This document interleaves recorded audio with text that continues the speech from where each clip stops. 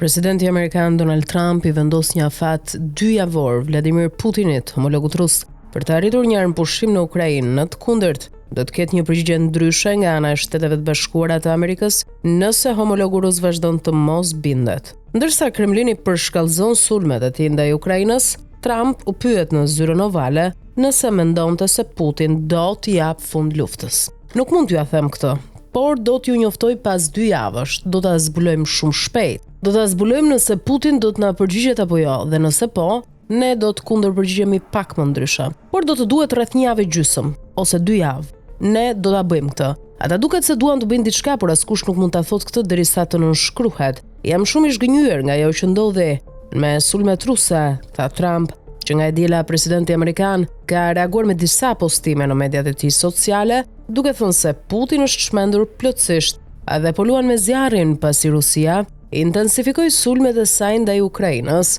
Komentet janë një shenjë frustrimit në rritje të Trump, pasi përpjekjet e përsëritura të Shtëpisë së Bardhë për të negociuar një marrëveshje midis Rusisë dhe Ukrainës duken gjithnjë më të kota. Kjo përfshin një telefonat 2 orëshe të kohëve të fundit midis Trump dhe Putin, pas së cilës presidenti amerikan tha se diskutimet shkuan shumë mirë. Deri më tani kërcënimet e Trump nuk duket se e kanë shqetësuar Moskën mjaftueshëm sa për t'u pajtuar me kërkesat e tij.